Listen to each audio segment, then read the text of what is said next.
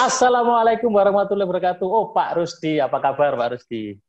Baik, Mas Istas, apa kabar Surabaya? Baik, ini di sini malam ini jam berapa nih? Jam 1 pagi nih. Ah, Ya, ya. kebiasaan. Oke. Pak Ya, Rusdianto, kenapa? di sini baru jam 11 siang hari Jumat. Oke ya, jam 11 siang hari Jumat. Oke.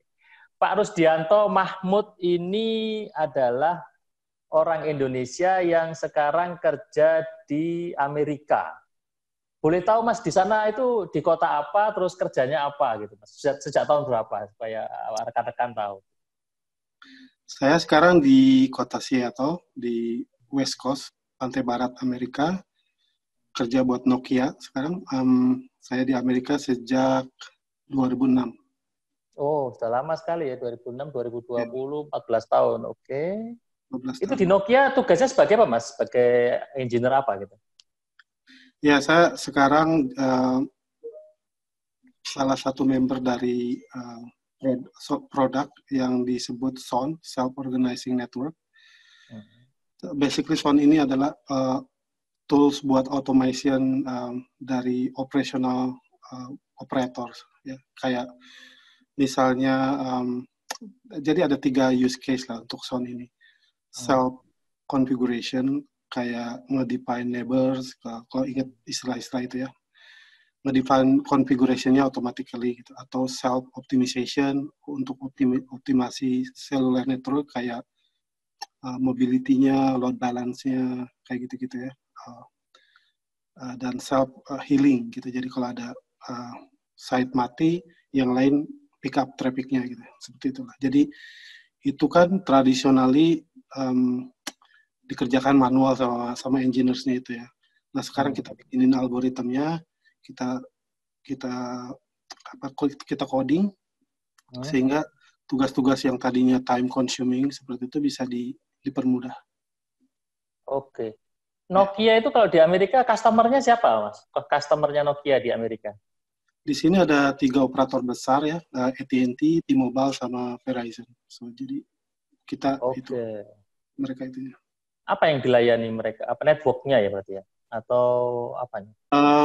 Nokia seperti vendor lain end-to-end ya, dari mulai equipment-nya, services-nya, semuanya. Nokia itu perusahaan dari itu ya, yang mana? Finlandia itu. Finlandia. Finland ya. Oke, berarti di sana. Terus Mas ini langsung aja ke topik utamanya yaitu tentang corona ini. Di Indonesia ini lagi rame nih karena banyak berita-berita seliweran sehingga memberikan impact, memberikan reaksi yang berbeda. Nah, kita mau compare kalau di Amerika itu bagaimana corona ini, karena kita baca di berita juga katanya Amerika paling tinggi ininya, US itu paling tinggi yang meninggal. Terus kalau di sini itu sekolah itu libur, kalau di sana bagaimana kalau di sini. Jadi mungkin bisa diceritakan Mas, kondisi selama corona ini mulai dari orang yang kerja, apakah sebelum corona itu juga orang itu sudah bekerja di rumah atau hanya karena corona saja, terus anak sekolah itu bagaimana Mas situasi corona di sana? Ya, jadi pandemik ini kan mulainya akhir Desember ya. Jadi kita tahu ada first case kematian dari corona ini tanggal 11 Januari. Kemudian, kalau nggak salah nih, saya ingat lagi timeline-nya. Kemudian case pertama yang terdeteksi di Amerika ini adalah di state saya ini, di Washington State ya. Jadi waktu itu case pertama yang ditemukan adalah di Panti Jompo. Jadi di Panti Jompo ya, di sini dibilangnya senior housing gitu ya, di Panti Jompo. Jadi yang kebetulan nggak jauh dari tempat saya tinggal. Jadi kalau di sini hierarki, kalau di Indonesia kan hierarki pemerintahan itu RT, RW, kelurahan, kecamatan, kabupaten, kota, baru ke provinsi gitu ya. Nah kalau di sini hierarkinya itu kota dulu, baru county, ada bilang county, dan baru state gitu ya. Nah di Washington State ini, county yang pertama mendetek kejadian coronavirus itu namanya King County. Jadi county di sebelahnya county saya. Jadi itu kita mulai ketahuan kalau itu awal-awal Februari deh, kalau nggak salah. Awal Februari, King County sama Snohomish County, tempat saya tinggal ini, itu tercatat paling banyak jumlah kasusnya. Jadi karena memang populasinya paling besar gitu di Washington State ini. Nah kalau untuk saat ini di county tempat saya tinggal, total confirmed cases-nya itu udah 14.300-an. Case itu maksudnya apa? Yang terkena, yang terpapar ya? Yang terkena, yang terinfeksi ya. Terinfeksi. Yang terinfeksi itu udah 14.300-an, kemudian yang meninggal karena itu ada 814. Jadi itu satu kota saja itu ya? Satu county. Oh sorry, ini di state. Sorry, saya bilang di state, di satu provinsi. Oh provinsi, oke. State itu provinsi levelnya ya? Okay. Ya. Kalau Seattle itu apa? Kota atau levelnya apa? Seattle itu salah satu kota di Kabupaten itu. Ya, Jawa Timur, Surabaya, salah satu, ya pedanannya gitulah. Oke. Jadi 814 yang udah meninggal, kemudian yang baru dites dari seluruh populasi itu, satu set itu baru kurang dari 200.000 orang. Jadi memang problemnya sama di mana-mana ini masalah tesnya nih. Kit untuk tes belum bisa massal ya. Jadi kita nggak tahu kalau sebenarnya saya ini udah keinfeksi atau enggak ya. Tapi kalau dilihat simptomnya kan nggak ada gitu ya. Tapi kan katanya juga tidak semua orang yang kena mengeluarkan simptomnya. Jadi agak tricky juga. Iya. Istilahnya di sini OTG, orang tanpa gejala istilahnya. Ya. Jadi sejak awal Februari kita udah shutdown di sini di Washington State ini. Jadi shutdown itu apa ya? Pengertian shutdown itu apa? Kalau ya di situ PSBB ya. Oh, PSBB, oke. Di lockdown. Katanya kalau lockdown, katanya PSBB itu lockdown yang setengah gitu loh. Maksudnya nggak semuanya gitu istilahnya. Ya, jadi ada beberapa tipe ya kalau saya perhatikan.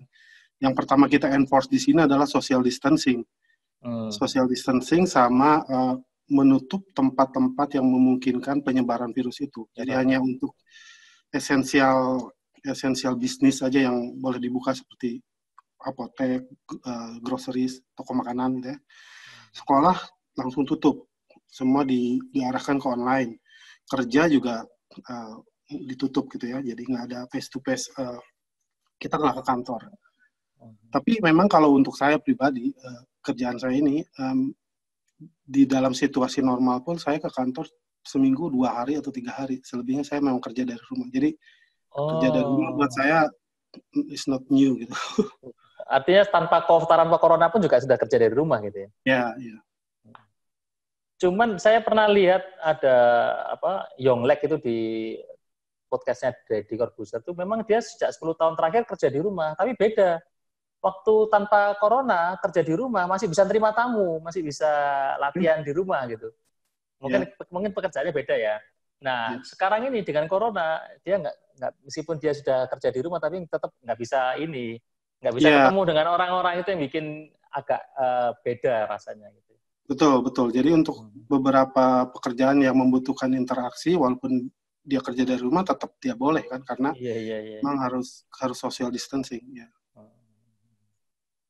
Kalau pekerjaannya Pak Rusdi sendiri banyak kan ini ya sendirian gitu ya, artinya tidak perlu sampai mengundang orang gitu ya.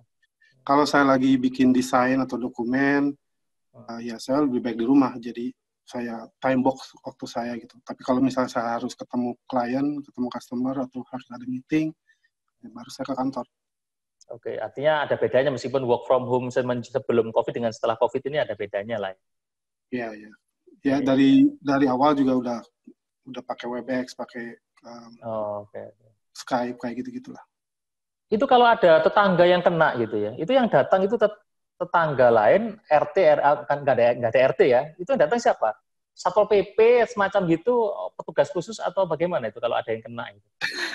Di sini nggak ada konsep seperti itu ya, jadi memang sepertinya kelihatannya lebih individualis. Jadi kalau misalnya ada seseorang yang merasa dia kena gitu, dia harus telepon 911.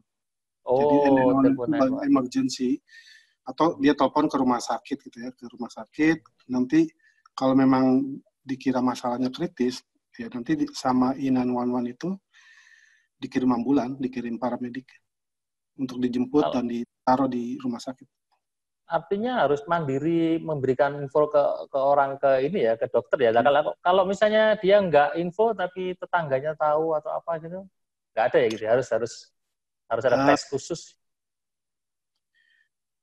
Ya gimana ya bisa tahu kalau dia itu kena corona atau enggak ya, selain dia harus tahu kalau memang dia itu ada simptom gitu ya. Tapi kalau nggak ada simptom ya, tapi kelihatannya sih di sini kalau memang dia ada simptom langsung ke ini, karena kan bukan hanya dia sendiri, itu kan akan menularkan ke keluarganya juga.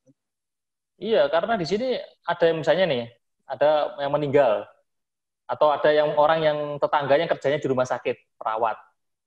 Itu langsung tetangga lainnya itu agak hati-hati gitu loh. Oh enggak. Ini enggak ya, enggak masalah ya. Kalau di sini malah mereka itu dianggap sebagai hero, gitu, pahlawan, sangat hero, diapresiasi pekerjaannya. Ya. Iya, memang hero mereka. Kita tahu kalau mereka hero. Cuman warga ini takut ketularan gitu loh, sehingga agak apa gitu, agak enak gitu. Ya saya lihat juga ada yang malah menolak penguburan korban COVID. Iya, gitu ya. Iya, itu saya nggak pernah memang berita masalah corona ini reaksi masing-masing orang itu berbeda-beda. Ada yang sampai lebay, ada sampai pakai hazmat, pakai APD di toko. Harusnya kan APD kan hanya dipakai. Ada yang santai aja nggak pakai masker. Artinya reaksi terhadap berita corona ini di Indonesia berbeda-beda. Ada yang protek banget, tapi ada juga yang itu apa sih gitu. Nah di sana apa juga seperti itu apa tidak? Sama juga, ada memang. Nah kalau sekarang ini ya, misalnya saya harus keluar beli makanan. Di toko itu udah dikasih petunjuk itu kalau memang ngantri di kasir itu ada sign-nya lah sekian meter, jadi nggak demet-demetan seperti itu. Terus dia memang disarankan keluar pakai masker gitu ya. Tapi ada juga orang yang nggak pakai masker. Cuma memang kalau misalnya kita nggak pakai masker keluar terus kita pura-pura atau nggak pura-pura, memang kita batuk atau bersin itu kan orang juga nggak enak juga ya, pasti. Iya itu makanya. Akhir-akhir ini saya juga mendengar karena mungkin udah terlalu lama kita di rumah gitu ya, dirumahkan. Orang udah mulai bosan dan menganggap ini adalah paranoid, terlalu ketakutan. Mereka malah di banyak kota di sini di seluruh negara ada semacam demonstrasi kalau untuk mengakhiri lockdown ini. Mereka udah bilang udah terlalu lama gitu kita dirumahkan, sebaiknya kita akhiri gitu kan. Seperti itu. Ada juga menganggap ya virus ini nggak ada apa-apanya gitu, sama dengan karena di sini itu di US terutama untuk winter ya, untuk musim dingin ada pandemik flu juga, flu biasa, dan di sini kalau flu itu bahaya juga gitu. Jadi tapi memang mortality rate-nya beda gitu. Kalau untuk yang flu biasa mortality rate-nya itu sekitar 0,1%. Kalau dari COVID-19 ini secara nasional udah nyampe 10% mortality rate-nya. Bahaya. Ya, jadi dan ini juga yang dikhawatirkan kan, kita udah mulai masuk summer, musim panas, dan winter juga sebentar lagi. Maksudnya dari 6 bulan lagi, kalau misalnya COVID-19 ini tidak segera berakhir, nah itu kemungkinan akan terjadi dua pandemik ya, flu biasa sama flu corona ini. Ini yang dikhawatirkan sekarang di US dan mungkin juga di negara-negara Eropa yang beriklim sama seperti ini. Ya. Iya. Berarti lebih ini ya, malah lebih nekat ya, artinya lebih kayak sudah bosen. Memang sudah berapa lama semenjak Desember ya? Kapan mulainya lockdown-nya itu? Maksudnya mulai di rumah kan? Di sini saya udah 8 minggu nih, 8 Jumatan, nggak ada Jumatan. Oh, oke. Berarti lebih dulu Amerika daripada Indonesia. Saya sebulan lebih lah, ya. Saya ingat banget, ini hari Jumat, udah 8 kali nggak ada Jumatan, karena masjid masih ditutup. Okay. Berarti anak sekolah tutup, anak sekolah juga sudah nggak sekolah, anak orang-orang yang kerjanya di jalan bagaimana? Jadi sekolah memang ditutup, nggak ada akses ke sekolahannya, tapi proses belajar mengajar dilakukan online, pakai Zoom, pakai Google gitu. Kalau orang yang kerja di jalan itu bagaimana? Orang yang kerja di jalan misalnya? Tadi kan dibilang yang essential employee, yang essential dibilangnya esensial gitu masih boleh berlanjut gitu ya, seperti polisi, dokter, groceries, kayak gitu-gitu masih buka dia. Cuman kalau misalnya kayak restoran gitu, restoran masih ada yang buka, tapi nggak boleh, hanya to go gitu, hanya boleh bawa pulang. take away. Take away. Kayak gitu itu. Kafe-kafe tutup nggak? Maksudnya warung kopi yang pinggir-pinggir jalan? Tutup. Drive, kalau Starbucks, ya, di sini kan Starbucks ya. Starbucks cuma drive thru doang, dan itu pun jamnya limited. Oh, oke. Restoran take away, semua take away. Oke. Ya itu sih yang ingin kita dapatkan info, mau compare aja dengan Indonesia. Ternyata ya nggak jauh beda gitu, sama. Kak, ada sedikit perbedaan, mungkin nggak tahu ya kalau saya bilang ini perbedaan. Kalau di sini kan sistemnya itu federasi gitu ya. Jadi apa federasi? Federasi. Iya, ada state, provinsi, dan ada pemerintah pusat. Sama lah ya gitu ya. Cuman kan di sini kewenangan dari pemerintah daerah atau provinsi itu lebih dari presiden. Apa yang di Indonesia gitu, enggak. Jadi ada beberapa hal yang memang itu wewenangnya state. Ada beberapa hal yang memang itu wewenangnya pemerintah pusat gitu. Nah, untuk masalah PSBB ini atau lockdown itu merupakan sepenuhnya wewenang dari pemerintah daerah. Oh, oke. Pemerintah pusatnya itu hanya sebagai sponsor gitu. Jadi kalau misalnya mereka perlu peralatan medis gitu ya, atau perlu biaya, perlu uang gitu, dia di support sama pemerintah pusat.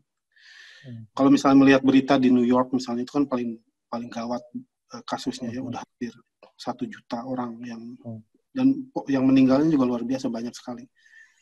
Saya lihat terakhir itu tuh udah hampir 100.000 lebih ya. Jadi memang itu state yang paling parah gitu di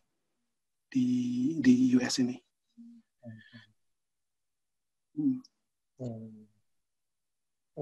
Gitu ya. Oke. Jadi yang di sini juga, di sini malah ini nggak boleh, harus sesuai dengan pusat gitu ya. Jadi nggak bisa kepala daerah kan.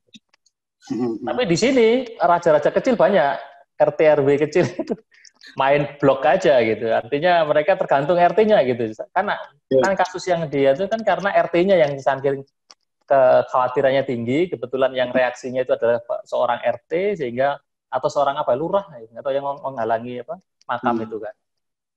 Iya. Kemarin kan saya kan wawancara dengan orang ini dokter spesialis spesialis forensik. Iya. Ternyata menurut dia virus itu masih hidup di tubuh jenazah, di jenazahnya yang orang masih bisa sampai hidup berapa lama?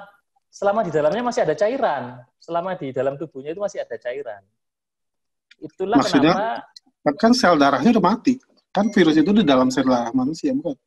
Iya, dia bilang pokoknya intinya selama virus itu hidup di cairan di dalam tubuh. Itu kenapa jenazah orang COVID itu diperlakukan jangan sampai keluar, cairan itu jangan sampai keluar dari tubuh. Nah, itu kenapa katanya dia tidak boleh dimakamkan di tempat yang tidak sesuai anjuran pemerintah, karena ditakutkan di bawah tanahnya itu ada aliran air atau apa yang ditakutkan kalau pemakamannya tidak sesuai, tidak proteksi, itu kena mencemari air di situ. Tapi kan memang walaupun begitu ada limitnya kan, misalnya COVID-19 itu ini dari CDC ya. CDC itu kayak Departemen Kesehatan di sini. Kalau virus itu nempel di kardus misalnya, orang bersin kena kardus gitu, di surface kayak gitu ya, itu kan cuma bisa tahan 4 jam. Tapi kalau kena di logamnya, misalnya pegang pintu atau yang seperti itu bisa 12 jam gitu. Nggak bisa lama juga dia tahan. Cuman ya itu memang di kasus di dalam masa seperti ini kan yang harus kita dengar itu kan orang-orang seperti para medis, dokter, saintis lah gitu ya. Jangan sampai kita mencampur adukan antara fakta sama peer gitu kan. Orang takut ya wajar ya. Tapi kan kalau nggak ada landasannya juga ya salah juga. Iya. Makanya itu kemarin dia bilang, loh berarti yang menolak makam tuh bener dong. Ya kan makam kan sudah disetting di tempat itu oleh pemerintah. Kalau pemerintah bilang boleh, ya boleh. Tapi kalau makamnya ngawur misalnya, dia makamkan di mana, itu baru. Itu ditakutkan karena belum dicek apakah di situ daerah aliran air atau tidak. Gitu. Makanya gitu. Terus kemudian waktu bungkus ininya juga, masuk tanahnya juga harus jelas. Supaya, karena kenyataannya tidak hanya hidup di ini, di apa aerosol sama droplet, tapi juga hidup di cairannya, selama badannya itu ada airnya, selama ada cairan itu masih bisa hidup katanya. Tapi bukannya kalau orang meninggal, kalau orang Islam ya, meninggal karena pandemik ini kan tidak dimandikan, tidak dikafani. Nah itu gara-gara itu supaya jangan kena air. Makanya munculnya majelis Allah fatwa. Muncul fatwa itu karena mendengar dari orang-orang spesialis itu tidak boleh kena air itu karena bisa menularkan. Jadi sekarang udah berapa case-nya di Indonesia? Yang meninggal 800 malam ini 800 berapa ya? Totalnya sudah di atas 12.000 kalau nggak salah. Mana nih? Oh ini. 10.000 kasus positif, 800 meninggal. Kok ya pas 800 pas. 800 meninggal. Oke. Jadi begitu ya. Oke, jadi artinya semoga nanti bisa membandingkan, yang menonton video ini bisa membandingkan antara Indonesia dengan US. Ya. Kalau itu ngeblok jalan, ada nggak ngeblok jalan? Oh enggak. Nggak ada ya. Jadi memang disarankan untuk tinggal di rumah gitu kan. Cuman memang enforcement-nya nggak terlalu maksudnya nggak ada sanksinya lah ya kalau nggak kayak misalnya di mana ya, di India gitu, orang digubuk-gubukin ya. Di sana nggak ya? Di sana nggak? Nggak bisa di sini. Kalau di Indonesia kan warung kopi didatangi Satpol PP sama polisi untuk diusir, terus kemudian kemarin PSBB itu perbatasan Surabaya ditutup. Enggak. Mungkin ya kalau di sini memang kalau udah ada order dari government, dari pemerintah seperti itu, kesadarannya udah lebih tinggi mungkin ya. Jadi memang nggak yang nyeleneh itu sedikit lah. Gitu. Kalau memang udah bilang tutup ya tutup. Oke. Bukan. Jadi kalau ya berarti nggak sama dengan kita ya. Di sini kan Satpol PP datang baru pergi ininya warkop-warkopnya. Terus jalan-jalan ditutup. Oke. Sementara itu dulu. Cukup, terima kasih informasinya, Mas Didi. Silakan dilanjut aktivitasnya. Terima kasih. Assalamualaikum warahmatullahi wabarakatuh. Waalaikumsalam.